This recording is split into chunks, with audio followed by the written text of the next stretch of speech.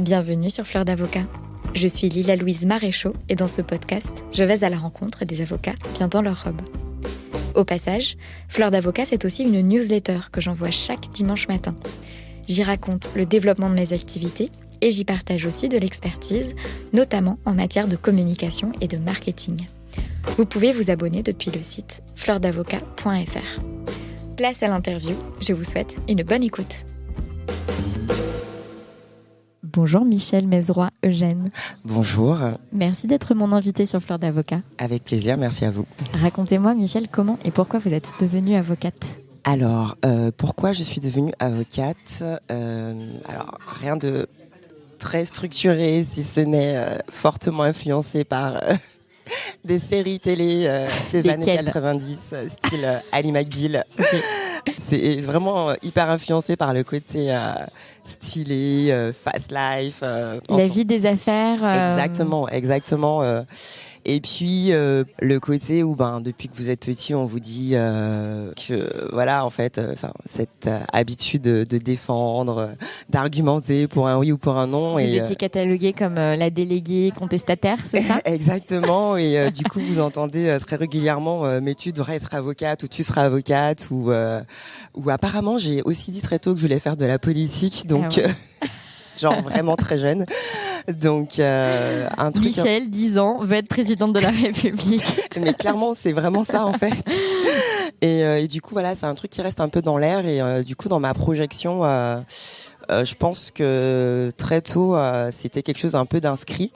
Donc, au moment de faire les choix, assez naturellement, ce métier est venu parce que c'était quelque chose d'assez constant.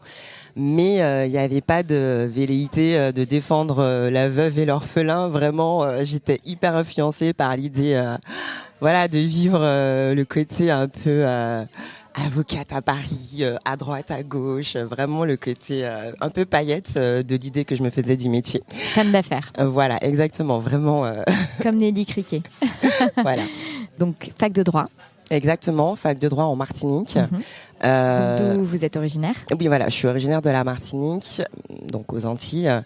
Voilà, se pose comme la question, comme pour beaucoup d'Antillais, de savoir si vous partez faire vos études ou si vous restez, parce que la réalité en tant qu'Antillais, c'est qu'il y a dans la construction, on va dire, de l'individu, il y a souvent le besoin de sortir de l'île, de voir autre chose pour se construire, avec la possibilité ou non de le faire. Mais c'est vrai que l'insularité fait qu'à un moment donné, on a vraiment besoin de se confronter au monde, aux choses, à d'autres expériences. Et quand on est ado, c'est pas quelque chose qui est, à mon sens en tout cas, pas fondamentalement conscientisé, mais c'est comme si c'était un processus naturel que de partir pour voir autre chose. Bon, il se trouve que à 17 ans, je dis très naturellement à mes parents que je vais partir, et au final, il se trouve qu'il y avait la possibilité de faire du droit en Martinique, donc je commence par à l'époque le DEUG. Les 2 premières années sur le campus en Martinique, 2 superbes années d'ailleurs que j'ai adorées. Vous avez été déçue de pas partir tout de suite après le bac ? Pas vraiment, parce que je savais que j'allais partir quoi qu'il arrive. Donc ce soit retardé de 2 ans, c'est pas quelque chose qui m'a fondamentalement frustrée. Et du coup non, il n'y a pas eu de véritable sujet là-dessus. Très naïvement, je commence à parler de où j'irais, mais en fait, ma mère m'a très vite ramenée à la réalité. Donc non, ce ne sera pas pour cette année. Tu es un peu trop jeune, un peu trop immature, donc tu vas un peu rester ici. Donc voilà, je fais les 2 premières années de fac en Martinique. Donc à l'époque, le DEUG était en soi un diplôme, donc terminer cette première partie et ensuite voir la suite. Et effectivement, il a été question du coup de partir. Du coup, j'ai choisi Paris. Alors là, pour le coup, c'était pas mon choix. J'aurais aimé partir peut-être plus à Montpellier, à Toulouse. Ce sont des villes étudiantes très accueillantes où il y a quand même une communauté antillaise aussi, d'étudiants, et c'est plutôt confortable de pouvoir être dans cet environnement-là. Mais bon, finalement, ça a été Paris, tout simplement parce que j'avais de la famille là-bas et que, encore une fois, ça aide. Votre enfant qui part à 8000 km, à un moment donné, quand on est parent, on a envie de se rassurer aussi. Donc, il se trouve que j'arrive à Paris. Je m'inscris dans plusieurs facs. Donc, je commence dans une antenne de Assas qui était à Meulan. Mais en fait, l'environnement est froid, me plaît pas forcément. Et du coup, Melun, c'est... Pas sexy. Ouais, c'est loin, quoi. Ouais, bon, en tout cas, voilà, ça, je suis censée plus ou moins aller là, mais en fait, je sens que ça va pas être mon délire. Du coup, j'avais plusieurs inscriptions et la chance que j'ai eue, c'est que les rentrées étaient décalées. Donc, je fais également une semaine de cours à la Sorbonne en droit des affaires. Pour le coup, je m'étais inscrite en licence droit des affaires, toujours avec l'idée... Ali McBeal. Exactement. Et pareil, je fais une semaine de cours là, mais vraiment sans conviction. Et je m'étais aussi inscrite à la fac de Nanterre en licence générale. Donc je propose qu'on dise où est-ce que vous ne vous êtes pas inscrite en fait. Après, quand on part, on tire un peu partout et on voit ce qui se passe. Et finalement, je décide d'aller à la fac de Nanterre dans une licence générale.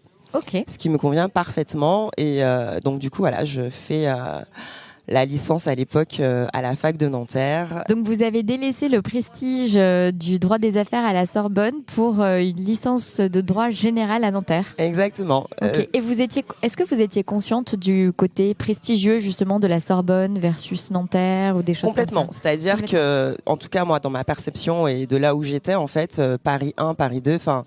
C'est les facs, quoi. C'est voilà. Maintenant, pareil, hein, je m'y plais pas, je vais pas forcer le truc. Hein, en même temps, voilà. Pragmatique. Voilà, clairement. Voilà. Donc, je m'inscris à la fac de Nanterre et en fait, ça se passe très bien. Point assez cool pour moi, c'est que je rencontre quelqu'un qui était à la fac de droit en Martinique avec moi et qui était là. Pareil, quand vous arrivez, c'est à 8000 km de chez vous, vous cherchez des connexions, etc. Et du coup, c'était vraiment cool de pouvoir la rencontrer là-bas. Pareil pour trouver mon logement, c'est elle qui m'a connecté sur des trucs et tout. Donc, c'était vraiment une chance. Donc, du coup, on fait la licence ensemble, la maîtrise ensemble, et puis... Maîtrise toujours de droit privé général ou... Toujours, voilà. Sauf qu'en maîtrise, on a du droit du travail, puisque je suis travailliste, je fais du droit social.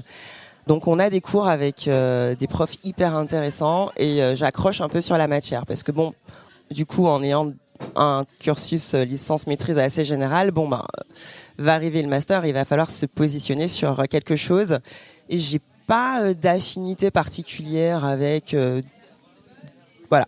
J'ai une conviction par contre, c'est que je ferai jamais de pénal, ça c'est certain, c'est une matière qui, sur l'aspect, on va dire, humain, est beaucoup trop violente pour moi. Donc ça a toujours été clair. Mais fallait se positionner sur quelque chose. Et le droit social me parle à ce moment-là. Donc j'ai des options en social. Donc du coup, je décide... Vous vous souvenez de ce qui vous parle à cette époque? Pardon ? Dans cette matière? Vous vous souvenez de ce qui fait que cette époque vous a parlé? Très honnêtement, c'est les profs. C'est-à-dire que je pense que dans le parcours d'un étudiant, le fait d'avoir des profs passionnants, si on est comme moi et qu'on n'a pas une vision précise de ce qu'on veut faire. Apparaître Ali McBeal. Apparaître Ali McBeal, que je ne suis pas. En tout cas, moi, c'est quelque chose qui a guidé mon choix, en fait. C'est vraiment que, voilà, j'ai eu des profs dans cette fac. De mémoire, il y avait un prof qui s'appelait Monsieur Boren-Freud et l'autre, une femme. J'ai oublié son prénom, mais c'était Madame Sauriac. Enfin, voilà. Et j'ai trouvé ça passionnant et puis Nanterre, mai 68, il y avait un truc qui était voilà.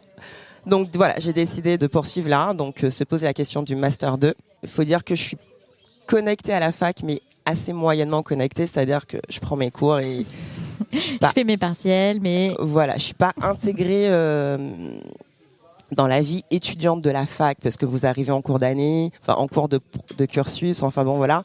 Je connecte avec cette fille que je connais de Martinique, mais je suis pas vraiment intégrée dans la vie étudiante, donc il y a peut-être des informations comme l'importance de postuler à beaucoup de masters très tôt et d'être assez proactif sur ces questions. Donc je me réveille un peu tard sur le choix du master 2, mais je postule à peut-être 3 master 2. Et je suis acceptée à celui de Cergy et du coup, je suis assez ravie d'en avoir un parce que je réalise un peu en décalage que, en fait, c'est important. C'est pas si simple d'en avoir un. C'est surtout ça. Donc voilà, je fais ce master 2 et pareil, ça suit son cours. Je fais mon premier stage à ce moment-là. Ouais. Comment vous avez trouvé ce stage? Il se trouve qu'en Master 2, pareil, il y a le côté un peu cocon où en fait on vous propose, la fac ou en tout cas le directeur du master qui est Alain Queret, hyper bienveillant et qui nous aide en fait. J'ai pas été confrontée à la dureté de l'envoi de 150 CV à qui ce ne donnent moment-là, rien. non, clairement pas. Non. Et du coup, voilà, je trouve, certainement par ses recommandations ou parce que j'ai peut-être postulé à une ou deux choses, je me souviens plus trop. Mais voilà, j'arrive dans un petit cabinet qui ne fait que du droit social. Pendant 6 mois, j'enchaîne les conclusions côté salarié. Et hyper formateur et bienveillant. On enchaîne les conclusions. Je fais que ça, que des conclusions H24 sur ma formation, puisque ça fait partie de la formation. La mécanique du contentieux, je l'intègre assez vite parce qu'en fait, j'enchaîne les conclusions pendant 6 mois en fait sur des dossiers. Je vais dire relativement, alors peut-être pas simple, mais en tout cas assez accessible parce que on est côté salarié, que les problématiques sont assez accessibles en fait. En tout cas, en tant que praticienne aujourd'hui, 100% employeur. Quand un employeur vous consulte, il va vous consulter sur vraiment tout le droit social. Ce qui va du licenciement éco à du recrutement à des relations collectives avec les syndicats, enfin c'est très très large. Et quand vous êtes côté salarié, on est plutôt sur des problématiques qui tournent vraiment autour du contrat de travail, du licenciement, enfin c'est beaucoup moins large. En tout cas voilà, c'est ce premier stage très formateur sur le contentieux, côté salarié, vous enchaînez les conclusions. Exactement. Et du coup, et en plus c'est accessible en fait, c'est presque un jeu et on y va quoi.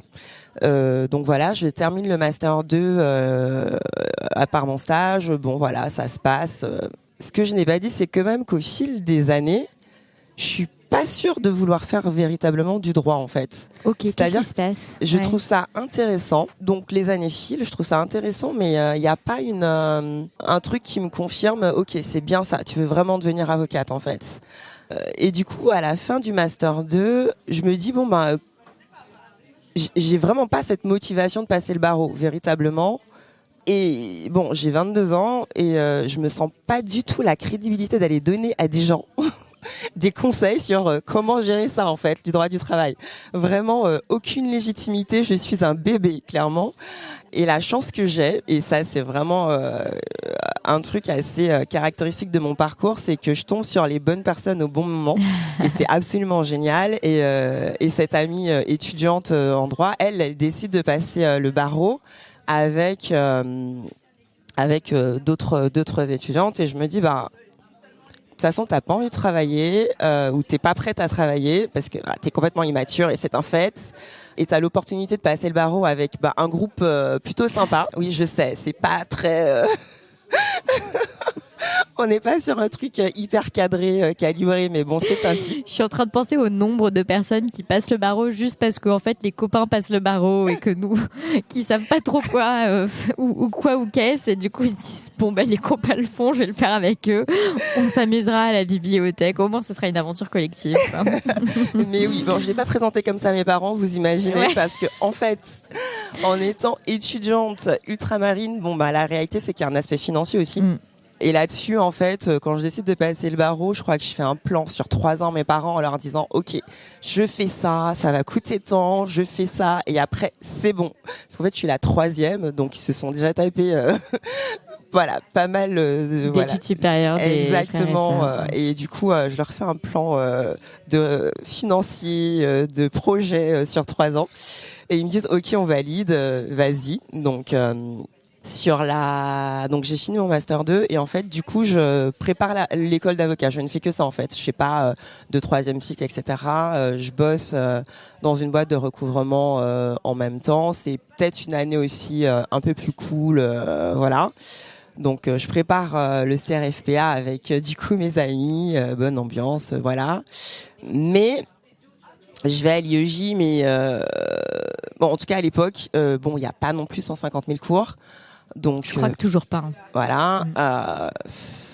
Et du coup, arrive avoir la foi de travailler tout seul, quoi. Complètement.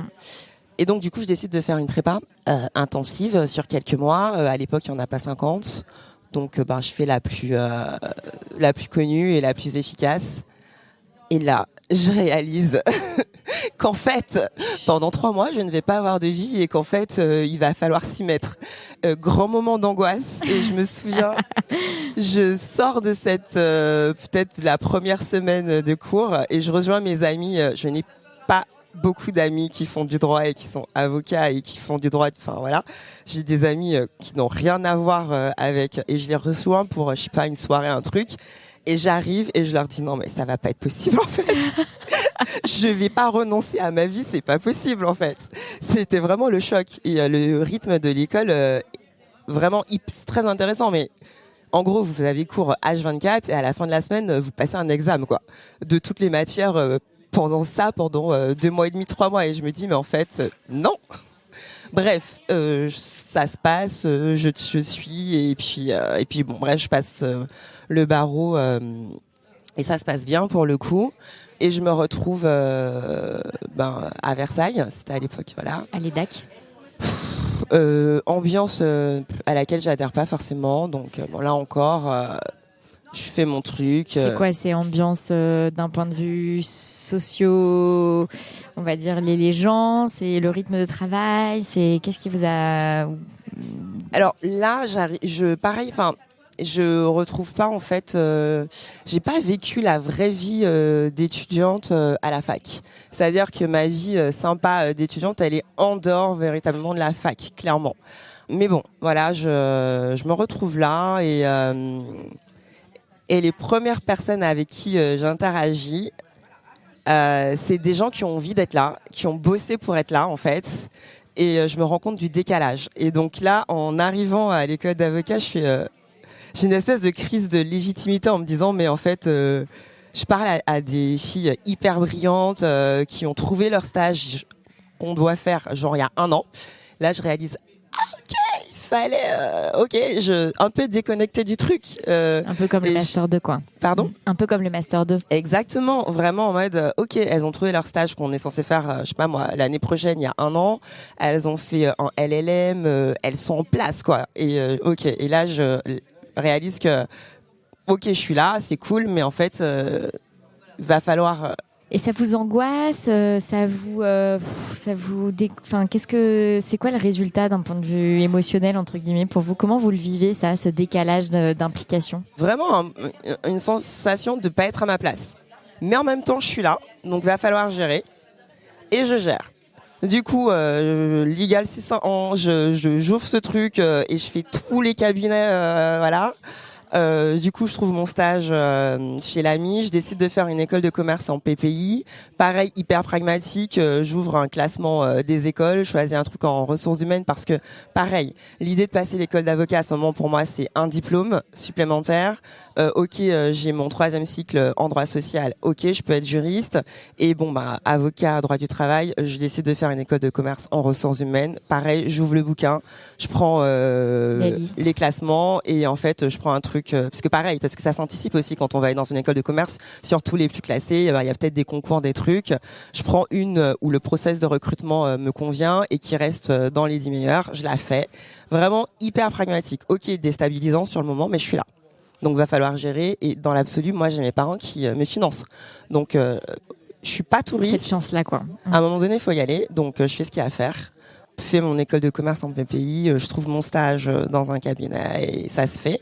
Et mon stage se passe hyper bien. C'était chez l'AMI Lexel. L'AMI Lexel. J'ai interviewé hier Aurélie Dantsikian qui est à l'AMI Lexel de Lyon.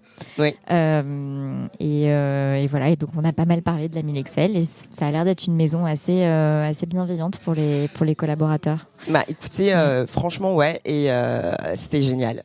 C'était génial. Et là, je retrouve le côté vie étudiante un peu. À côté duquel je suis passée en fait, vraiment à travers vraiment, enfin la vie de stagiaire, le bureau des stagiaires. C'était à l'époque, il y avait vraiment beaucoup de matières. Ce qui est à Paris aujourd'hui, je crois qu'il y a moins de matières chez l'AMI, mais en tout cas à l'époque, il y a vraiment beaucoup de départements.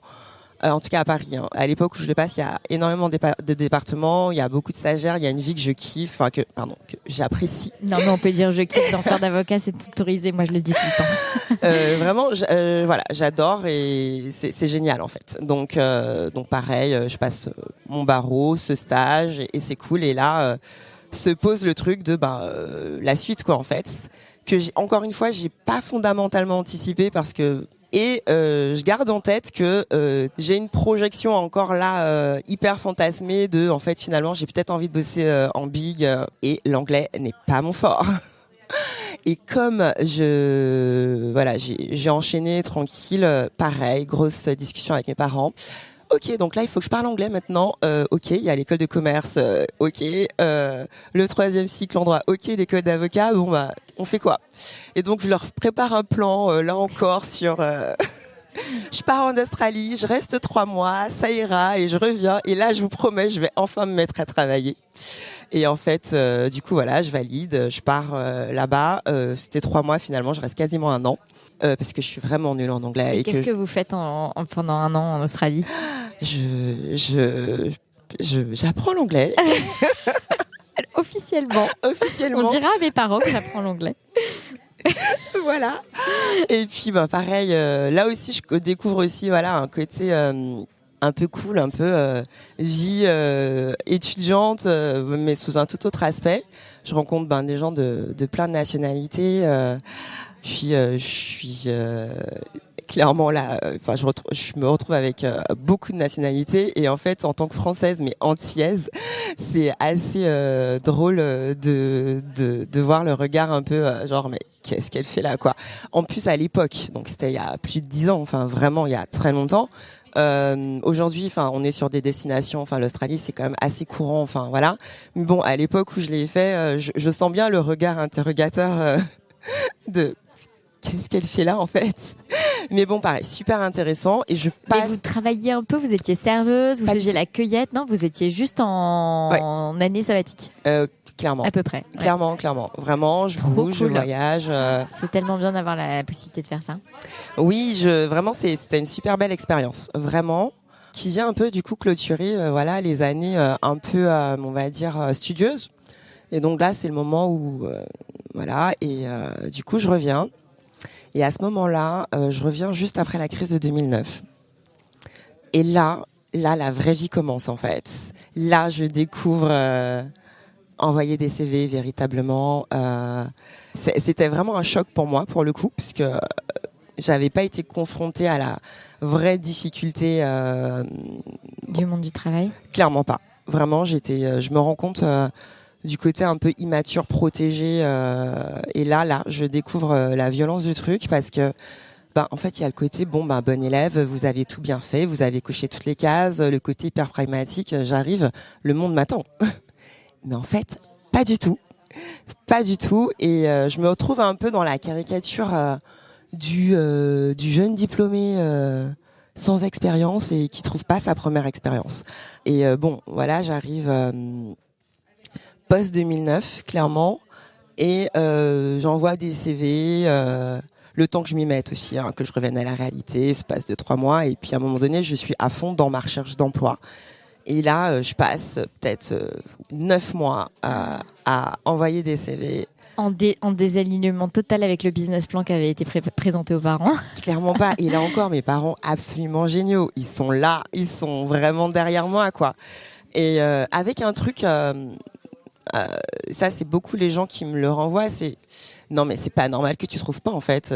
Genre est-ce que tu es sûr que tu cherches vraiment? Et en fait chercher un job c'est un truc qui se fait à plein temps. Ouais. C'est-à-dire que limite j'attendais le week-end comme n'importe qui en fait. Ouais. Je passais ma vie sur mon ordi, je passais énormément d'entretiens. Et en fait, dans tout ce processus-là, en fait, qui vous questionne, en fait, est-ce que vous êtes à côté, est-ce que vous êtes pas bon, etc. Enfin, je suis dans plein de trucs, je sais pas moi, de process pour les jeunes étudiants, etc. Je fais plein de trucs. Je bosse en même temps. Petit boulot là pour le coup. Et je me souviens, j'étais dans une boîte de télémarketing et la RH hyper bienveillante, elle me dit bon. J'étais tout le temps absente à cause de mes entretiens. Elle me dit bon, écoute, je vais pas te renouveler. Dans les faits, t'as pas le temps de travailler pour nous, en fait. parce que je passais énormément d'entretiens et au final cette période se termine et là se termine. Alors oui, je suis même rentrée dans un dispositif qui s'appelait Nos quartiers ont du talent. Alors si je dis pas de bêtises, c'est un dispositif plutôt pour en gros des jeunes diplômés qui n'ont pas forcément de réseau, parce qu'en fait en plus je reviens de un an où je suis déconnectée j'ai pas forcément gardé des et bon. Et du coup, je me retrouve avec, c'est un système de parrainage. Et je me retrouve avec un parrain qui est le DRH d'une super grosse boîte, une banque, je me souviens plus trop, mais bon, hyper bienveillant là encore, où il me drive, il me rassure. Ça, c'était hyper intéressant parce que pour le coup, je me retrouve avec quelqu'un, une pointure, vraiment. Et donc du coup pendant cette période-là aussi c'est hyper rassurant de se sentir accompagné là-dessus. Bon bref, je trouve mon emploi et finalement j'y trouve 3 opportunités différentes. Ok. C'est-à-dire ? Je trouve un poste en RRH, responsable des ressources humaines. Je trouve un poste de juriste. Ouais. Et je trouve un poste en avocat. Et d'ailleurs c'est chez l'AMI. Puisqu'en fait, pendant toutes mes recherches, je vois qu'ils sortent une annonce que c'est mon ancienne maître de stage. Et donc, je la contacte. Elle me dit, ah bah oui, super, on se voit, il n'y a pas de problème. Et du coup, je me retrouve avec ces 3 possibilités qui correspondent finalement à ce que j'avais préparé en termes de possibilités, en fait, en me disant, finalement, je suis pas sûre de vouloir être avocate, donc être RH, ça peut être intéressant. Et du coup, là encore, je fais un choix pragmatique en me disant, une expérience d'avocat, ça se revend beaucoup plus facilement en entreprise, en tout cas de mon point de vue, qu'une expérience en entreprise en cabinet d'avocat. Donc je fais un choix pragmatique. Qu'est-ce qui fait selon vous qu'il y a eu autant d'entretiens qu'est-ce qui bloquait en fait dans tous ces entretiens que vous avez passés? Qu'est-ce qui bloquait? Qu'est-ce qui fait que ça débouchait pas sur un an? Ça a duré combien de temps? Ça a duré 9 mois cette période? Ouais, facile. Ça fait facile 9 mois, peut-être même. On peut même dire quasiment un an entre le moment où je me mets vraiment et le moment où je trouve, où j'arrive d'Australie et le moment où je trouve un emploi. Il se passe quasiment un an. J'ai pas d'explication réelle. Parce que le point rassurant de tous ces entretiens, c'est que j'étais souvent shortlistée.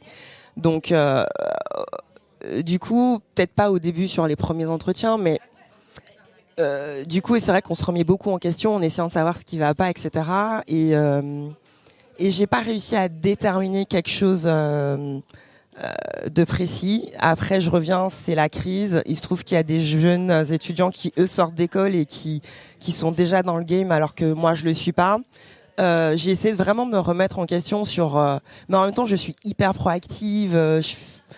Du coup, vous avez suspecté du racisme? Alors, on me l'a beaucoup renvoyé, cette possibilité-là.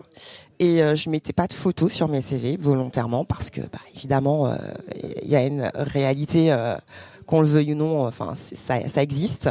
Je l'ai pas vécu j'ai aucune expérience qui a pu me permettre de valider que c'était ça. Alors, peut-être qu'entre 2 candidats qui sont pas mauvais, on peut peut-être effectivement donner la préférence à d'autres. Enfin, j'en sais rien, mais je peux pas en attester. En tout cas, ça n'a pas été votre premier prisme de lecture de la situation, quoi. Non, mais on me l'a beaucoup renvoyé. C'est-à-dire que ça paraissait étonnant que quelqu'un de diplômé... surtout shortlisté à répétition, quoi. Enfin, je veux dire, au bout d'un moment... Ça pose question, ça pose véritablement question. Mais je peux pas... J'ai pas fait d'expérience frontale du racisme. J'ai jamais été mal reçue. Même à un moment donné, sur cette question, je mettais pas de photos sur mon CV. Et je me suis dit qu'en fait, j'allais juste mettre ma photo sur mon CV parce qu'en fait, s'ils veulent pas d'une noire... ils le sauront tout de suite. Oui, ils le sauront tout de suite et ça évitera à tout le monde de perdre du temps, en fait. Donc, c'est possible, mais je peux pas... en être sûr, en fait. Ouais. Bon, en tout cas, la bonne nouvelle, c'est que ça s'est soldé. Vous avez rejoint la Milexcel, équipe sociale, où vous aviez fait votre stage final pendant l'école. Exactement. À Paris. Exactement. Et comment ça se passe? Ça se passe super bien. Un boss, en l'occurrence, qui est une femme hyper bienveillante. Là, ce qui est intéressant, en tout cas en ce qui me concerne, quand on commence, on est hyper stressé de tout, de mal faire, etc. Et il se trouve que j'étais dans un cabinet quand même très structuré, où il n'y a pas une consultation qui part sans que ce soit relu. Vous n'êtes pas confronté directement moi, j'ai pas eu un début d'exercice violent. Dans les petites structures, vous pouvez être vite confronté, je sais pas moi, aller plaider à droite à gauche, etc. J'ai pas connu ça. C'était extrêmement bienveillant et encadré. Et le fait d'être encadré, en fait, pour rentrer dans votre métier, je trouve ça, en tout cas, hyper rassurant. Du coup, ça se passe plutôt bien. 1 an, 2 ans. Et au bout de la 3e année, entre la première et la 3e année, vous expérimentez et vous prenez un peu de confiance. Alors, je tiens à dire aussi que j'avais non seulement une boss absolument géniale, mais j'avais des collabs absolument géniales, en fait. Enfin, des collabs, des co-collabs. Des collègues. Voilà, des collègues absolument géniaux, pardon. Et ça, dans mon parcours, c'est un truc qui fait que j'adore ma profession. Parce que, en fait, en droit social, le droit social a cette particularité, vous êtes jamais sur une zone de confort. C'est une matière qui s'inscrit. Il y a un impact. Enfin, c'est quelque chose d'assez politique. On est sur des enjeux, on est sur le travail, on est sur des réformes. Enfin, tout le temps ça bouge. En plus, vous avez les conventions collectives, vous avez la loi, vous avez les décrets. Enfin, on n'est pas sur un truc comme 1 + 1 = 2.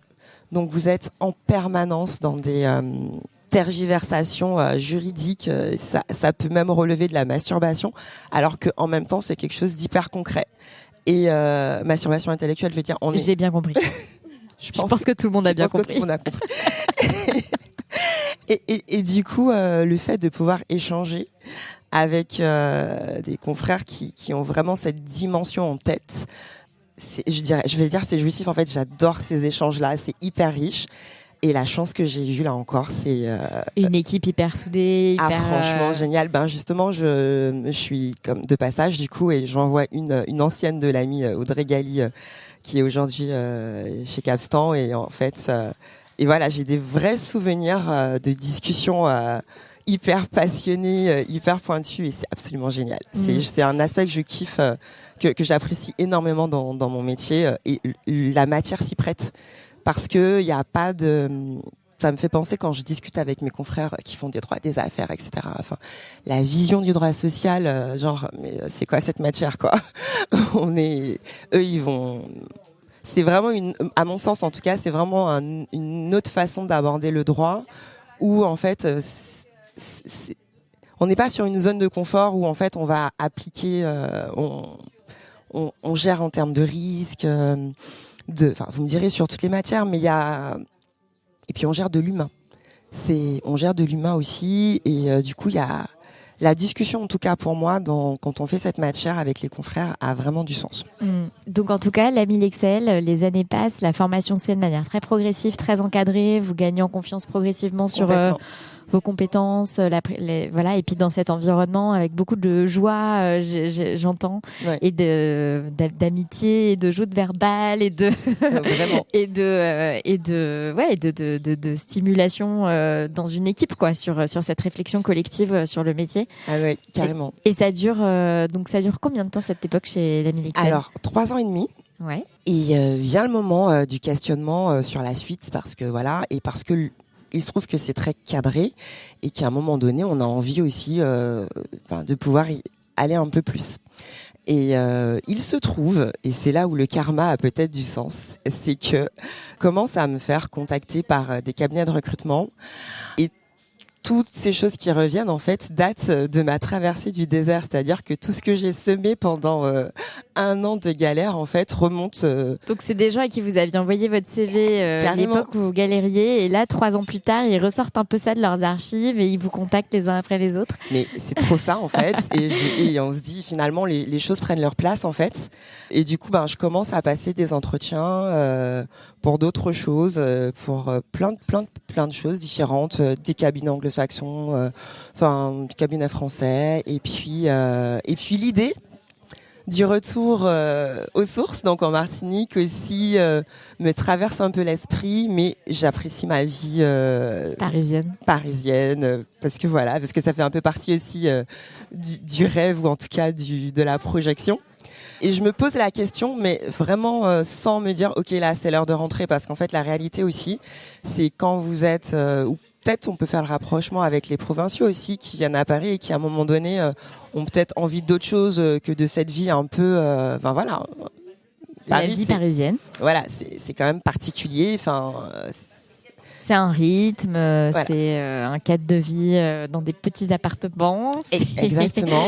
Voilà, c'est tout ça. Le climat, enfin voilà. Et du coup, voilà, je commence à me poser la question. Et puis, voilà, le côté aussi famille, parce que à un moment donné, la qualité de vie, voilà. Et il se trouve que je me retrouve avec, pareil, des opportunités sur la Guadeloupe, sur la Martinique. Et je passe des entretiens et puis un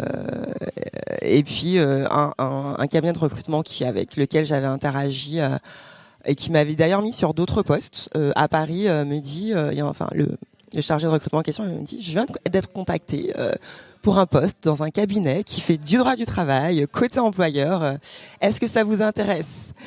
Et là, je me dis, mec, l'opportunité est quand même trop belle. J'étais pas fondamentalement prête à quitter Paris, mais je me dis quand même. Là, c'est une fenêtre de tir assez idéale, quoi. Clairement. Droit du travail, côté employeur, et en plus chez moi. Voilà, la question se pose vraiment. Et puis bon, le marché aussi. En termes d'opportunités professionnelles. En Martinique, on est quand même sur quelque chose de beaucoup moins ouvert qu'à Paris ou dans d'autres grandes villes. Donc vraiment, c'est difficile de ne pas y réfléchir sérieusement. Et puis bon, je passe finalement les entretiens et ça se passe hyper bien. Puis du coup, je me retrouve à abandonner assez vite mon appartement que j'adorais, ma vie, et à revenir en Martinique avec 1 million de questionnements. C'est-à-dire ma vie professionnelle, j'ai débuté à Paris. Là, je retourne au pays, comme on dit. Chez nous, est-ce que c'est le bon choix? Est-ce que c'est pas trop tôt? Mais en même temps, t'y vas. Donc, je suis dans des espèces de questionnements, de remise en question. Est-ce que c'est vraiment le bon choix? Avec le recul à 200%. Mais sur le moment, c'est pas simple. C'est vraiment pas simple dans ma tête. C'est ce côté l'impression d'irréversible, est-ce que je vais connaître encore des gens, est-ce que je me ferme des portes pour la presse et tout ça? Ah mais complètement, vraiment complètement. Et puis pareil, dans une logique de carrière, est-ce que ça a du sens? Est-ce que c'est cohérent avec Ali McBeal? Voilà. Ali McBeal serait-elle rentrée? Quelque chose du genre. Du coup, ouais, c'était pas évident, vraiment pas évident de faire ce choix-là, vraiment pas. Et au final, bon voilà, je rentre et puis pareil d'un point de vue professionnel aussi. La réalité, c'est quand vous faites du droit social côté employeur, plus les boîtes vos clients, ce sont de grosses structures, plus vous avez des problématiques juridiques. Alors, je vais pas dire complexe, mais en tout cas, moi, j'ai travaillé pour des grosses structures. Donc, pareil, en rentrant en Martinique, le tissu économique est complètement différent. Donc, j'avais aussi cette angoisse de pas me retrouver en termes d'expertise juridique. Bon, il se trouve que j'arrive dans ce cabinet, super clientèle. Donc, juridiquement, en fait, en termes de pure technique, je n'y perds absolument pas. Pire, je rentre dans une dimension différente de ma profession parce que là, il se trouve que la structure est beaucoup plus petite, donc vous avez très vite des responsabilités sur la gestion des clients. Et là, je rentre dans une dimension de mon métier, en fait, beaucoup plus. Oui. Je sors également de la dimension théorique, parce que quand vous travaillez dans un milieu où c'est encadré, la stratégie des dossiers, vous y contribuez pas forcément. Là, aujourd'hui, dans ce cabinet-là, je suis aux prises directes avec les problématiques. Et je me souviens, mes premières consultations ont ce côté un peu, justement, un peu théorique. Et du coup, donc le cabinet dans lequel j'étais, c'était celui de Pascal Berthet. Et là, je découvre un peu la vraie stratégie du droit du travail. Je me souviens que je faisais mes premiers entretiens clients un peu seule et je débriefe avec l'associée du CAB et elle me pose des questions du style plus sur le contexte. Et moi, en fait, dans ma tête, je fais mais en fait on s'en fout du contexte. Moi, je suis sur le juridico-juridique en fait. Sauf que non, quand on fait du droit social et du droit social où on est dedans, en fait, il y a une dimension humaine et la stratégie, justement, la façon dont vous allez mettre en œuvre le conseil juridique, ça prend un autre sens quand vous prenez en compte la dimension humaine, la dimension culturelle, le contexte économique et vraiment, enfin, elle a une vraie intelligence des relations humaines, parce que le droit social, dans l'absolu, on gère de l'humain, au-delà du fait que ce soit pro-employeur ou pro-salarié. Et j'ai vraiment développé cet aspect-là en travaillant avec elle. C'est-à-dire que, ok, la théorie, c'est bon, ça va, mais là, en fait, faut rentrer dans la dimension stratégique et c'est très, très, très instructif. Parce que pareil, quand vous gérez une grève qui a des blocages, qu'il faut avancer. Oui, c'est une chose de dire alors le droit dit que non, ok maintenant et en stratégie qu'est-ce qu'on fait quoi. Voilà, comment vous interagissez avec les personnes, comment vous abordez.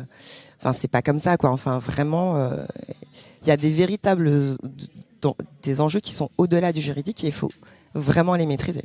Ça, je veux dire, non seulement vous avez pas perdu en technicité du fait d'entreprises de plus petite taille qui ferait qu'il y a des types de problématiques qui se posent pas et donc voilà, mais en plus en étant directement en prise avec le client et en étant en front quoi, vous rentrez dans dans une meilleure dimension du métier où là vous êtes pleine responsabilité et où la stratégie c'est aussi vous et où voilà, donc de ce point de vue là ça se passe bien. Et là encore une équipe absolument géniale, c'est-à-dire que pareil je me retrouve avec des co-collabs, ce sont des femmes pour le coup, absolument géniales quoi, les discussions, je retrouve encore ce côté-là en fait, et je crois que encore une fois dans mon métier, mais j'ai rencontré véritablement des confrères absolument brillants où on a des discussions qui pourraient paraître peut-être pas intéressantes pour d'autres personnes, mais des vrais trucs de juristes droit du travail et ça aussi c'est une pure richesse quoi. C'est vraiment un aspect qui me fait aimer mon métier quoi, véritablement. Et ce cabinet, vous y restez combien de temps ? Eh bien assez longtemps parce que finalement je crois que je suis restée entre 7 et 8 ans. Entre 7 et 8 ans dans ce cabinet. Alors j'étais salariée donc Ça vous avait fait peur de devenir salariée ? Pas vraiment, parce qu'en fait, quand j'étais chez l'ami, j'étais collab. Mais bon, une collab où, dans les faits, il y a un rythme. Moi, j'ai pas spécialement eu l'opportunité de développer de la clientèle perso.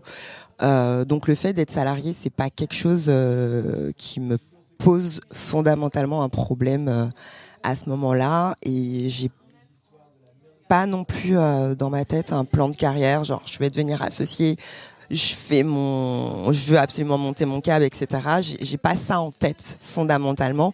Et l'idée de devenir juriste ou de travailler dans les ressources humaines n'est pas exclue non plus. Donc du coup être salarié à ce moment-là n'est pas un élément bloquant pour moi en tout cas. Et qu'est-ce qui s'est passé au bout de 8 ans ? Qu'est-ce qui fait que ça s'est arrêté ? J'avais peut-être envie d'autre chose à ce moment-là parce que effectivement vous êtes salarié, vous êtes dans un gros cab en tout cas à l'échelle de la Martinique, vous avez un rythme, une perspective peut-être d'association, mais finalement j'ai envie d'autre chose en fait en termes de rythme. J'ai envie d'être peut-être moins mobilisée, en tout cas de retrouver une certaine liberté en tout cas dans ma façon de faire ou dans mon rythme vie privée, vie perso, vie professionnelle. Le lapsus révélateur. J'ai envie de retrouver une vraie vie privée. J'aimerais trouver un équilibre vie privée. Est-ce que vous voyez ce que je veux dire ? Donc, du coup, voilà, je commence à y réfléchir. Et pareil, là encore, j'ai des confrères absolument géniaux et un confrère en particulier avec qui on s'apprécie fondamentalement. Et du coup, il me propose de rejoindre son cabinet qui est en plein développement. Et on s'entend hyper bien. Et lui, il fait du droit des affaires. Et du coup, il me propose qu'on devienne associé et que moi sur l'aspect du coup droit social, côté employeur toujours, et lui droit des affaires, immobilier, ce genre de choses, avec sa collaboratrice qui avocat qui devient associée et voilà de créer cette synergie à trois. Et là encore, ça fait pas très pro de le dire, mais je suis emballée par l'histoire encore une fois pour une question de personne. Et pas parce que un plan de carrière fondamentalement devenir voyez. Après c'est peut-être plutôt sain je veux dire de toute façon il y a deux manières de voir les associations, ou c'est un coup de cœur entre des personnes et elles ont envie de travailler ensemble et elles travaillent ensemble et elles se débrouillent pour faire un projet qui voilà et qui mette en valeur tout le monde et voilà et puis il y a au contraire partir du projet, aller chercher les personnes qui vont permettre au projet de se développer et l'affection, l'amitié est entre guillemets plus un accessoire et quelque chose qui permet à l'association de solidifier, mais c'est pas non plus la raison principale. Donc vous, ça a été la première option et pourquoi pas. Enfin, je veux dire, il y a pas de règle. Il y a pas de règle. Mais tout en me disant, ok, tu vas quitter un cabinet dans lequel ça se passe pas si mal parce que tu aimes bien quelqu'un en fait. Michel, est-ce que tu es sûr de ce que tu fais? Mais en même temps, le moment s'y prêtait et vraiment, j'ai eu comme un vrai coup de cœur et du coup, ça s'est fait. Et là, du coup, ça fait 2 ans aujourd'hui et ça se passe vraiment très très bien. Alors, sachant que du coup, vous êtes passé de collab hyper dans la production chez la Mille Excel avec 0 développement de clientèle personnel, donc pas du tout dans cette ambiance-là. Ensuite, juriste, salarié dans ce cabinet d'avocats où vous êtes en front sur les dossiers, vous gérez la stratégie, beaucoup plus exposé et beaucoup plus en responsabilité, mais pareil, 0 développement à côté, du pur dévouement au cabinet. Et là, c'est l'extrême inverse, c'est-à-dire que vous êtes à la fois en front, mais surtout vous devenez associé. Et là, il faut développer quoi. Ça devient la casquette de l'entreprise qui prend toute une place importante. Ouais, haussement de sourcil. Ah, clairement. Je Clairement. fais la traduction. Comment ça s'est passé ce changement de posture, cette nouvelle mission, on va dire? Alors, en préambule, je dirais qu'il y a une espèce de schizophrénie dans mon cas, parce qu'en fait, ça fait plus de 10 ans que j'exerce. C'est bon, je suis plutôt bien dans mon métier, dans mon expertise. Enfin, ça commence à avoir du sens, quoi. Plus de 10 ans de bar. Et à côté de ça, je suis confrontée, je suis jeune chef d'entreprise entre guillemets, donc je suis confrontée à des problématiques. Il y a le côté où, je suis avocate, ça fait 10 ans, je maîtrise mon sujet, et des trucs de jeune entrepreneur. Et j'ai été aussi dans des grosses structures, donc moi, il y a des questions que je me suis jamais posées, comme moi, je fais des conclusions. Comment les conclusions partent de mon bureau et arrivent à la partie adverse, ce n'est pas mon sujet en fait. Il y a toute une chaîne qui se met en place quand vous êtes dans des grosses structures avec les assistants. La reprographie, les assistantes. Exactement, les coursiers. Et c'est là où dans un cabinet, en fait, une assistante, un coursier, c'est toute une chaîne de personnes qui interviennent en fait. Et c'est vraiment, je me retrouve confrontée à des problématiques comme ça. Comment est-ce qu'une imprimante est arrivée jusqu'ici? Quel mystère. Et la vie de l'entrepreneur, c'est de se dire qu'à un moment, il va falloir choisir une imprimante parmi 1000 autres. C'est exactement ça, en fait. Se décider sur une entreprise fournisseur, comparer les différentes propositions. Je vois tout à fait. Voilà. Et du coup, alors, la chance que j'ai, c'est que, Fred Germain, donc la personne avec qui je me retrouve à travailler, il se trouve que son cabinet est déjà bien installé. Donc sur ces questions purement logistiques, elle se retrouve de fait très édulcorée pour moi. Mais il faut quand même les gérer en fait. Donc du coup, ma transition, mine de rien, se passe relativement en douceur. Après, il faut gérer. Pour l'aspect clientèle, il se trouve que le barreau est petit, que le territoire est petit et que le bouche à oreille fonctionne très bien. Et alors c'est très rassurant parce que finalement j'ai des personnes qui sont venues à moi assez spontanément parce que m'ayant vu travailler dans le cabinet dans lequel je travaillais en fait. Et c'est hyper rassurant, c'est en même temps très anecdotique, mais hyper rassurant. Il y a un client qui m'appelle, enfin je le connais ni d'Ève ni d'Adam, et qui me dit ouais, on m'a dit que vous étiez super bien, etc. Et il me dit ouais, c'est un conseiller prud'homme qui vous a recommandé, ouais. Voilà, et c'est anecdotique, mais c'est hyper rassurant, c'est-à-dire que au-delà d'avoir été dans une stratégie de développement, le fait d'avoir juste travaillé et fait mon taf fait que finalement j'ai été identifiée par des gens et très clairement, et c'est hyper rassurant. Donc sans véritablement stratégie de développement commercial, si ce n'est que mon confrère, mon associé, est déjà très installé, donc il a de fait un portefeuille de clients potentiels. Ouais. Donc voilà. À qui il a dit voilà, maintenant on a quelqu'un pour vous accompagner en droit social, et quand il y a eu des problématiques dans des dossiers qui pouvaient toucher au droit social, il vous a fait monter dessus, etc. Mais à part ça, au démarrage, il n'y a pas eu de stratégie. Non. Alors, point aussi très important, c'est que je quitte le cabinet de Pascal Berthet, mais bon, en bonne intelligence, et du coup, j'ai un moment aussi de sous-traitance sur des dossiers un peu stratégiques. Voilà, sur lesquels j'étais intervenue. Finalement, vient l'idée peut-être de les terminer, et du coup, j'ai aussi un peu de bac avec de la sous-traitance. Là encore, c'est plutôt cool. Ouais. Donc la première année se passe un peu comme ça, où ça se développe tout seul. On avait,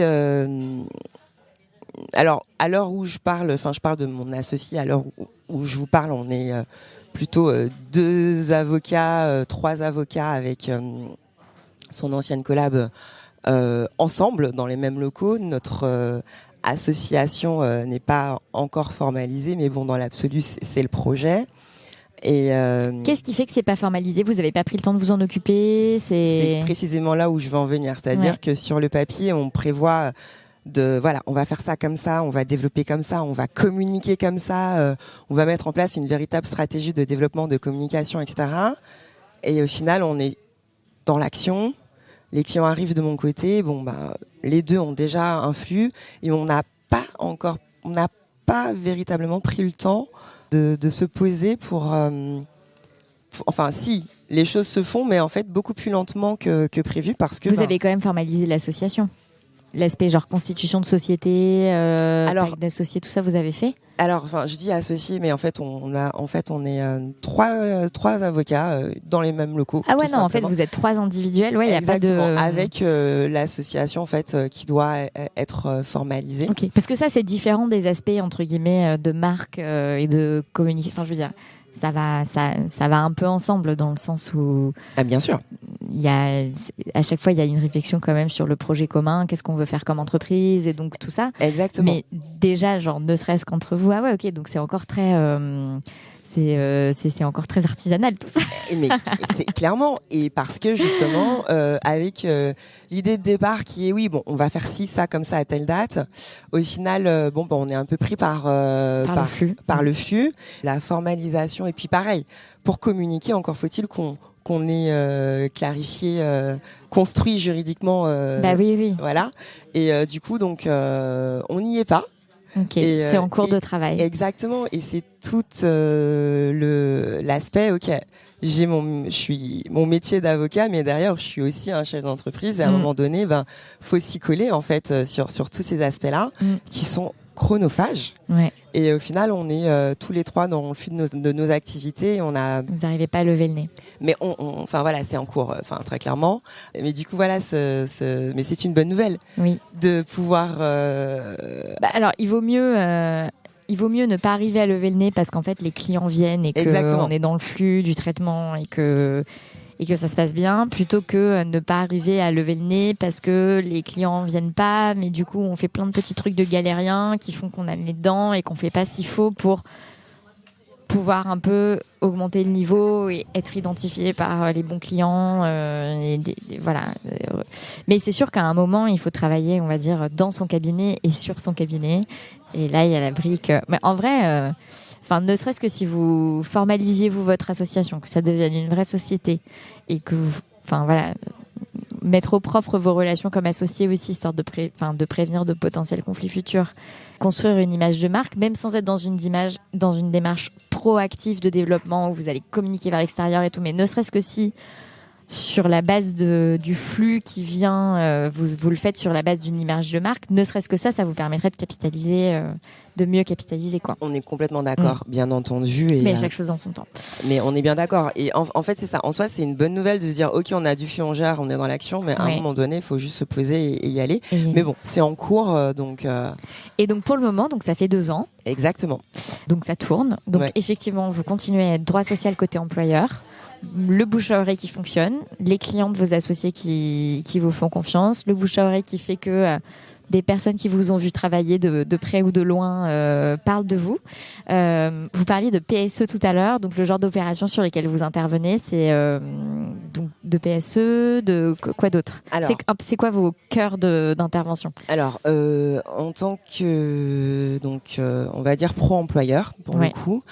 On va dire que je vais intervenir vraiment sur beaucoup d'aspects. Donc, pour être concrète, je fais et du conseil et du contentieux. Sur l'aspect conseil, on va être sur, ça peut être du licenciement économique. Bon, il n'y a pas que ça, mais ça peut être du licenciement économique. Ça peut être des grèves, ça peut être les relations individuelles, donc la problématique du recrutement, du licenciement perso, des problématiques assez basiques comme vraiment les questions de la vie de tous les jours, quoi. Il est absent, est-ce qu'on fait un avertissement, est-ce qu'on fait une mise à pied, voilà. Sur l'aspect collectif, ça va être quoi, du règlement intérieur, enfin vraiment tous les aspects, le quotidien d'une entreprise vraiment sur le droit du travail. Ce qui est intéressant quand on fait du conseil, et j'adore cet aspect-là, c'est de pouvoir accompagner des entreprises sur la structuration. La structuration de l'aspect ressources humaines, parce qu'en fait vous avez plusieurs types de clients. Bon, vous avez les grosses structures, ils sont staffés, vous allez bosser avec le RH, le DG, voilà, on va être sur des problématiques assez précises, des grosses stratégies, ça peut être de la stratégie de rémunération, enfin des choses comme ça. Et puis vous allez avoir un profil de clients où ce sont des entreprises plus petites. Vous allez avoir un chef d'entreprise qui maîtrise parfaitement son métier, mais pas du tout l'admin. Mais pas du tout. Les chefs d'entreprise sont sur l'aspect comptable. Ils sont au clair là-dessus, c'est-à-dire que à peu près, voilà. Mais ils pensent à l'aspect droit social quand il y a des problèmes.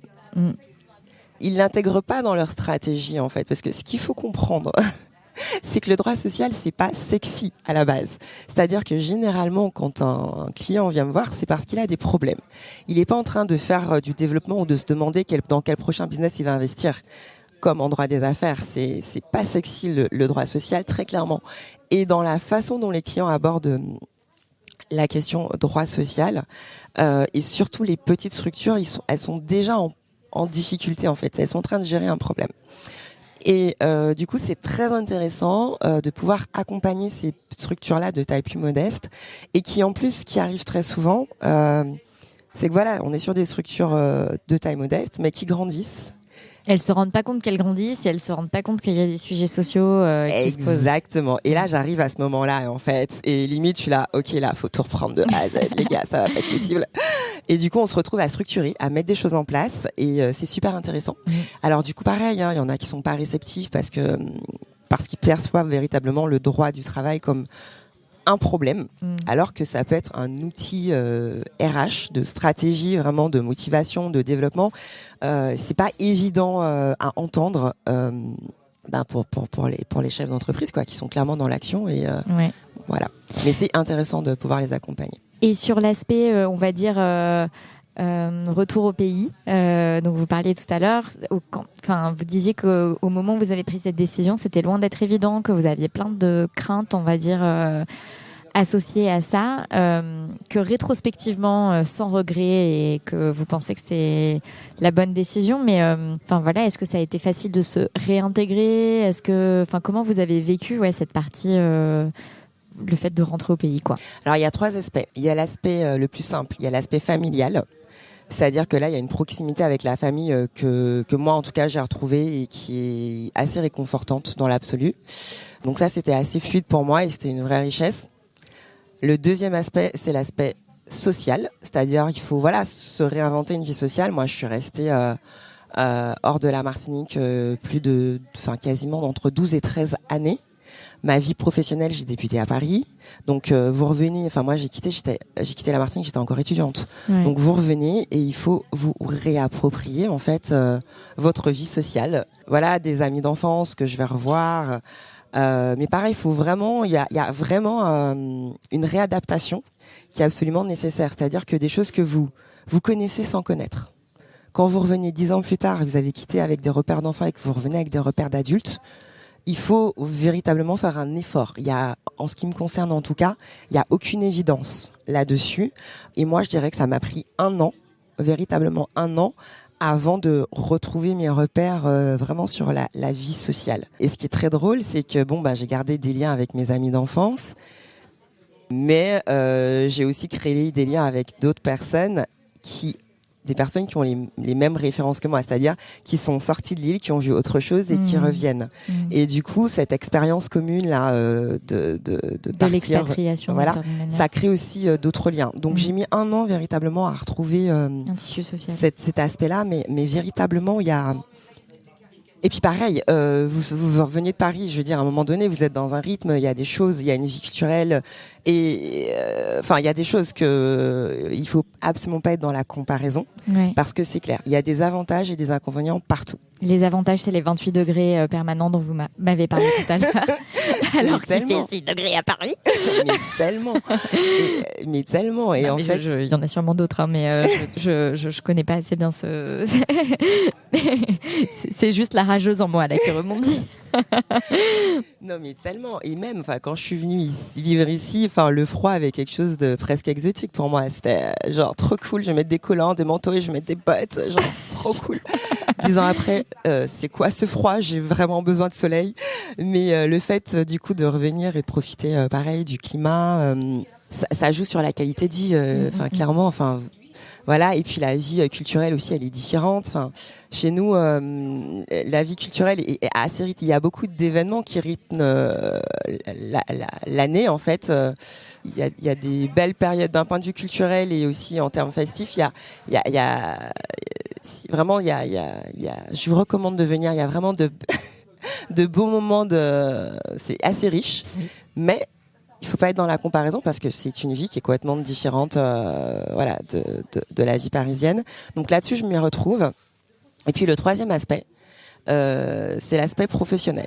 Donc comme je vous ai dit, j'avais une inquiétude sur mon expertise parce que le profil d'entreprise est différent, mais finalement non, en tout cas pas dans le cabinet dans lequel j'ai travaillé. Donc là-dessus, je m'y retrouve. Par contre, je vous parlais des relations humaines, de l'importance dans la pratique professionnelle, et en faisant du droit du travail, qui est une matière qui est quand même très politique. On parle du travail. Vous arrivez en Martinique dans un contexte économique qui est plus tendu. Le travail, c'est un sujet véritablement. Vous avez un contexte aussi historique. Dans les faits, ça reste une ancienne colonie. Vous avez vraiment des aspects comme ça qui tiennent véritablement au contexte. Et je fais du droit social, donc c'est une matière qui est très imprégnée du contexte. Et du coup, dans ma pratique professionnelle, c'est un sujet. C'est un sujet. Pour vous donner un exemple, on a un syndicalisme en Martinique qui est très militant, qui peut être aussi dur dans les rapports employeur-salarié, qui a du sens au vu du contexte économique, social, historique. Ça a vraiment du sens. Et quand on connaît un peu l'histoire, on comprend la dureté de ce.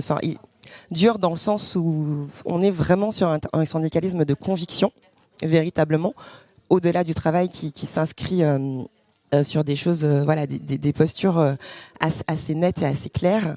Et quand vous faites du droit du travail côté employeur, vous devez intégrer ces problématiques-là dans votre pratique. C'est hyper important. Et dans le cabinet dans lequel j'ai été, avant d'être seule, je dois dire que j'ai véritablement intégré cette dimension. Ce qui est assez surprenant parce que je pars du principe que je suis une Martiniquaise de Martinique, j'ai grandi là-bas. Donc ce sont des problématiques, je pensais qu'elles me parleraient assez simplement, mais il y a un véritable sujet dans la pratique professionnelle. Et pour revenir à ce que je disais, quand l'ancien associé l'associé pour lequel je travaillais me posait des questions sur le contexte, qui est la personne concernée par la problématique, d'où elle vient, depuis combien de temps elle est là, etc. Ça change le regard sur la façon d'appréhender la problématique. Par exemple, pour peu que vous ayez un management intermédiaire qui soit de France hexagonale, qui arrive en Martinique avec des préjugés. Parachuté là Exactement. par la beauté de son master, de son école de commerce. Exactement, et qui n'a aucune conscience du contexte économique et qui arrive malheureusement avec des préjugés sur ce que sont les Antilles, et que vous vous retrouvez à gérer une problématique qui paraît être purement juridique. Vous creusez un peu et en fait c'est avant tout une problématique d'intégrer la dimension humaine de la situation en fait. C'est-à-dire quand je sais pas moi, on vous interroge parce que je sais pas moi, pour peut-être un problème, je dis n'importe quoi, de manque de respect et que ceci et que cela. Mais en fait, pourquoi est-ce qu'on en est là? Et je reviens encore à ce que l'ancienne associée pour laquelle je travaillais me dit, mais est-ce que tu as demandé ça, ça, ça? Et on comprend qu'on en est là parce qu'en fait, il y a un gros raté en termes de com, en fait. Tout simplement. Et c'est hyper important là-dessus. Donc, sur l'aspect professionnel, du coup, dans mon retour au pays, j'ai presque réappris et réintégré ces problématiques-là. Et pareil, c'est une richesse aussi dans l'expertise parce que je vais faire une petite digression si vous me le permettez. Toutes les digressions sont bienvenues dans Fleur d'Avocat. Alors, très récemment, nous avons eu le plaisir au barreau de Martinique de constater qu'un cabinet parisien avait pour projet de s'installer en Martinique en disant voilà, nous avons une connaissance du tissu économique, de ce que c'est, etc. Bon, jusque là, pourquoi pas, sceptique, parce que vraiment, voilà. Et puis, compte tenu de l'offre juridique relativement pauvre en la matière en Martinique, voilà. Merci. Voilà, nous sommes là pour vous. Et en fait, on a été extrêmement surpris d'un tel positionnement, et ça pose deux problématiques. C'est le colon sachant, quoi. Clairement. Je me demande quel cabinet se permettrait d'avoir le même discours en province. C'est-à-dire, ok, vous êtes de Paris, vous allez en province et vous arrivez et vous proposez... Quel cabinet se permettrait d'avoir une telle posture, si ce n'est aux Antilles? Et ça pose une question, en fait. La question, elle se pose à double titre. C'est-à-dire que il y a cette problématique du contexte économique, local, historique. Le travail aujourd'hui, c'est compliqué. Il y a la vie chère. C'est 40% plus cher à la vie en Martinique. Quand vous parliez du contexte, j'allais rajouter effectivement le pouvoir d'achat, la question du pouvoir d'achat. Bien sûr. L'inflation que vous connaissez en France hexagonale, nous on la vit. C'est pas de l'inflation, c'est notre quotidien. C'est-à-dire que peut-être que je dis une bêtise, mais l'augmentation des prix que vous connaissez actuellement, en fait, nous, on l'a à la base. Donc là-dessus, vous rajoutez l'inflation à venir. Pareil. Les gilets jaunes, nous, on a connu ça en 2009, en fait.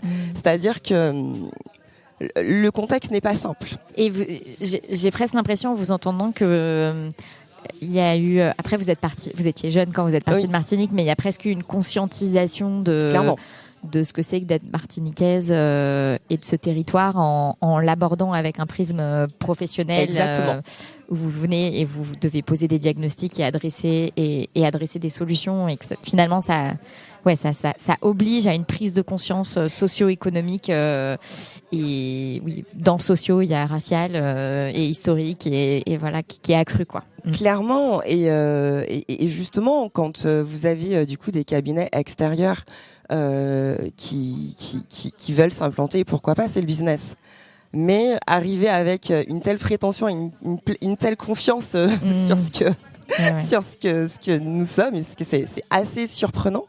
Et pareil, j'ai eu l'occasion dans mon ancien cabinet de travailler pour des structures avec des directions France qui finalement, on gère le truc en local Et finalement, quand ça devient un peu chaud, la direction France, avec la batterie de cabinets d'avocats parisiens, viennent essayer de nous expliquer la vie. Enfin, c'est assez particulier. Ou alors, une espèce de parfois.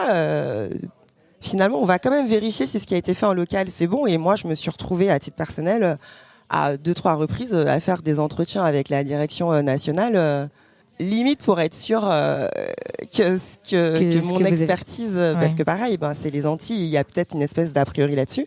Et ok, moi j'ai été avocate parisienne, j'ai fait mes études à Paris. C'est quoi le sujet ? Il est où en fait ? Mais il y a cette vision un peu à laquelle on doit faire face en fait.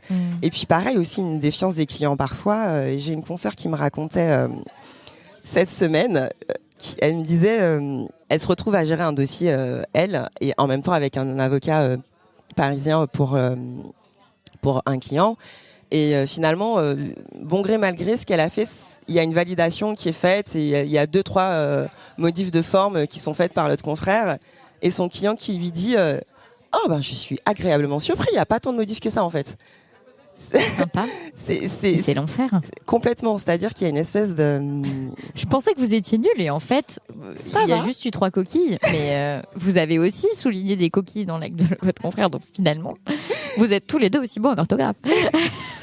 Vous vous rendez compte en fait, Ouais. je dis pas que c'est notre quotidien. Ouais. Ce n'est pas Mais quand ça arrive, c'est assez crispant en fait, c'est assez crispant et du coup en tant qu'avocat, du coup, moi, avocate appartenant au barreau de Martinique, on se retrouve peut-être avec une espèce de défiance comme ça de d'autres confrères, ou même des clients qui ont peut-être une perception un peu biaisée, alors que la réalité, c'est qu'on a une parfaite maîtrise, juridique, parce qu'on est formé, parce que, pour le coup, moi, j'ai fait mes 2 premières années de fac en Martinique. Quand je suis arrivée à Paris, j'ai pas senti de décalage sur le fait que j'ai fait mes 2 premières années de fac à la fac en Martinique en fait, pas du tout. Enfin, vous n'avez pas eu l'impression non d'être en décalage, mais genre pas du tout même. Enfin, ou même, on est formé en France, en Martinique, enfin peu importe, ça reste la France.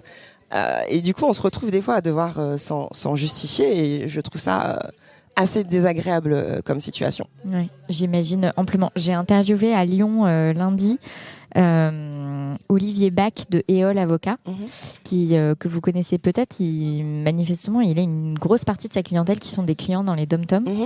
Et lui, ça s'est fait un peu par le hasard du fait qu'il intervenait pour des organismes de formation et que du coup, les formations qu'il donne font que. Et c'est vrai que, alors, j'ai pas eu l'impression qu'il y avait ce côté, oui, il leur manque une offre là-bas, donc on vient pour, voilà. Mais j'imagine, et puis après, j'imagine très aisément comment ça peut venir même de l'intérieur, le côté. Et c'est même quelque chose dont je parlais avec Aurélie Dantsikian de l'ami Lexel, qui a commencé en faisant du droit de la concurrence et du droit de la distribution à Lyon, qui disait mais en fait les entreprises de la région, elles allaient à Paris pour faire du droit de la concurrence et de la distribution, alors qu'en fait il y a aussi des gens compétents en concurrence distribution ici quoi. Donc je veux dire et je pense que ça doit y avoir des entreprises pour lesquelles il y a presque cette espèce de complexe de l'entreprise locale, et du coup le fait d'avoir des conseils parisiens, peut-être que ça rehausse d'une certaine manière. Enfin, je sais pas, j'imagine amplement à quel point ça doit être agaçant, mais en tout cas, la bonne nouvelle, c'est que globalement, ce que j'en retiens, c'est pas de regret sur ce retour au pays. Non. Ouais. Que professionnellement, ça se passe très bien. Oui. Et donc, c'est cool. Qu'est-ce que vous voulez pour les prochaines années ? Alors, ça dépend des jours. Ça dépend vraiment des jours. Alors si je suis totalement dans mon rôle d'avocate, chef d'entreprise, je dirais un développement de notre cabinet au mieux, sachant qu'on a une très très bonne ambiance de travail. Alors, j'ai une petite frustration, c'est qu'aujourd'hui je ne travaille. Mon quotidien, c'est des avocats qui font du droit des affaires, donc qui n'ont absolument aucune conscience de mes tribulations de travaillistes. C'est de ne plus avoir ces collègues dans le bureau avec qui vous pouvez avoir des joutes intellectuelles sur des questions de droit du travail. Du coup, voilà, pouvoir interagir peut-être avec d'autres confrères en droit du travail, parce qu'on on aurait développé ensemble d'une façon ou d'une autre, ça pourrait être sympa. Et ça voudrait dire aussi que voilà, le département grandi. A grandi. Enfin voilà, donc ça, ce serait bien. Et puis des fois, je me dis que ce serait quand même cool, je sais pas moi, peut-être de moins travailler, de développer complètement autre chose. J'en sais rien. Ça dépend vraiment des jours. Et puis voilà. Je sais que vous écoutez de temps en temps le podcast. Est-ce que vous avez écouté mon interview de Marie Scopette ? Ah non. Qui est originaire, je crois, de la Guadeloupe. J'ai un doute si c'est Guadeloupe ou Martinique, mais je crois que c'est de la Guadeloupe. Et c'est une serial entrepreneuse de folie. et elle a plusieurs entreprises en dehors de sa profession d'avocat. Et sa dernière aventure, c'est l'hôtellerie, avec un hôtel assez luxe, je crois, en Guadeloupe. Et qui a une parcelle de terre, donc elle fait aussi de l'agriculture bio, permaculture, machin. Donc elle vend aussi des fruits et légumes bio, machin. Bon bref, donc si vous voulez échanger avec quelqu'un qui fait d'autres choses en plus d'être avocat. Alors, ça peut carrément être une interlocutrice parce que vraiment, je pense que ça fait partie des plus serial entrepreneuses que je connaisse et que j'ai interviewées.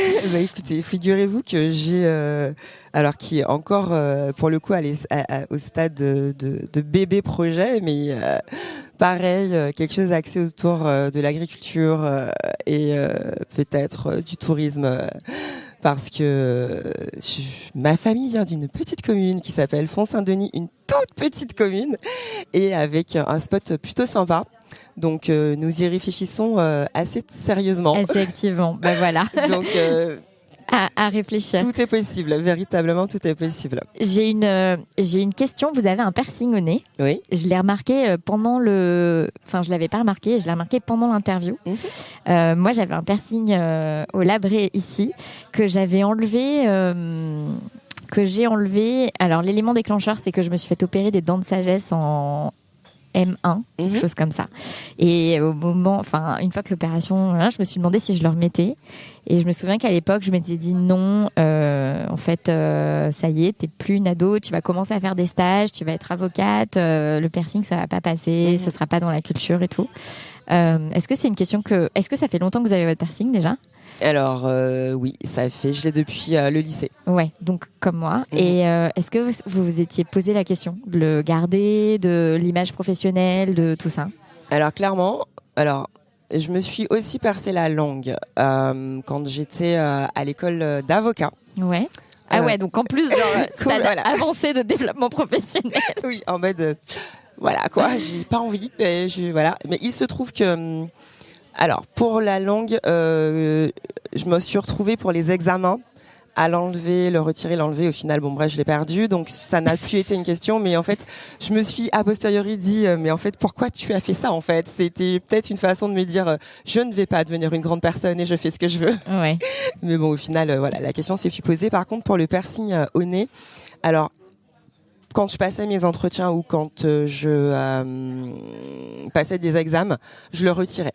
Ouais. Et au final, il se trouve que là où j'ai travaillé ma première expérience, donc j'étais chez l'ami, et je les connaissais déjà, et ça n'a pas été un sujet. Mais effectivement, oui, je me suis posé la question, clairement. Je crois que vous êtes ma première invitée qui a un piercing visible, en tout cas. Et voilà, rien. En fait, je me suis fait la remarque, justement, quand on me parlait, je me disais, mais elle a un piercing. Ça m'a rappelé mon histoire de piercing. Ouais. Et du coup, ça m'a fait prendre conscience que autant les tatouages, je trouve que c'est devenu plus commun, en tout cas dans la profession d'avocat. Je connais pas non plus beaucoup d'avocats qui ont des tatouages visibles, très visibles, mais peut-être un peu plus. Voilà. Donc c'était par curiosité. Ouais, non, mais je pense qu'aujourd'hui, alors peut-être à l'époque, je pense que c'était un vrai sujet, mais aujourd'hui, j'ai l'impression que, j'ai l'impression que ça pose moins de problèmes, comme. Vous allez peut-être rire, mais la problématique des cheveux aussi. Mais dont j'ai parlé avec Sonia Cissé de chez Linklaters. On a parlé de la problématique des cheveux, des cheveux crépus, pour dire les choses. Complètement. Moi, clairement, à l'époque où j'étais encore à Paris, j'avais les cheveux, on va dire, académiques. Ça veut dire quoi, académique? Défrisés, enfin vraiment. Vous lissiez les cheveux? Complètement. Et je me posais la question justement de changer de look capillaire, dirons-nous. Donc sur quelque chose vraiment de beaucoup plus crépus. Et j'ai pas osé le faire. Vous n'aviez pas osé? J'ai pas osé le faire en me disant que c'était... ce serait problématique en fait. Alors peut-être à tort ou à raison, hein, mais c'était il y a quelques années. Je pense sincèrement qu'aujourd'hui... les choses changent très progressivement. Exactement. Je pense qu'il y a des paroles qui se libèrent autour de ça. Complètement. Vraiment maintenant. Mais à l'époque, clairement, je suis déjà noire, je suis une meuf. J'ai un petit au nez. Ça commence à faire beaucoup. Ça fait beaucoup en fait. Ouais. C'est dommage d'en être, de se poser ce genre de questions. Mais oui, clairement, ça a été un sujet. Et c'est en revenant en Martinique que vous avez... Non, même pas. Ça a pris plus de temps. Oui, pour les cheveux. Ouais. Oui, c'est en revenant en Martinique, puisque bon là, je veux dire, c'est bon. Pas de sujet. On est entre noirs, tout va bien. Okay. Donc voilà. Ben merci. Et quelle est votre dernière joie? Alors ma dernière joie, écoutez, je suis allée à un concert hier, je crois. Vous êtes allée voir quoi? Je suis allée voir un artiste martiniquais qui s'appelle Kalash et à Bercy. Guichet fermé, et en fait le concert en lui-même était de qualité, mais en tant que martiniquaise, il y a un petit côté hyper ravi qu'un artiste de chez nous puisse juste faire un Bercy à guichet fermé. À guichet fermé. Donc du coup, c'était plutôt pas mal. C'était vraiment un bon moment. Et qu'est-ce que vous portez sous votre robe? Alors, je vais dire que je suis une grande passionnée de danse. Alors, pas exactement sous ma robe, mais en tout cas, j'ai toujours qu'un sac. Un sac pour mon cours de danse de ceci, un sac pour mon cours de danse de cela. En même temps, le sac avec les dossiers, etc. Donc, du coup, j'aime beaucoup avoir l'idée d'avoir plusieurs vies en fait, et de pas me définir que par la profession d'avocat, et de pouvoir véritablement avoir des passions en dehors de ce métier. Eh bien, merci beaucoup Michel pour cet échange. Merci beaucoup. Vous avez écouté l'épisode jusqu'au bout, donc j'imagine que ça vous a plu. Pour me remercier et pour aider d'autres personnes comme vous à découvrir le podcast, vous pouvez le partager, vous abonner depuis votre application d'écoute de podcast et laisser un avis et 5 étoiles. Ça fait vraiment la différence au niveau des algorithmes. À la semaine prochaine!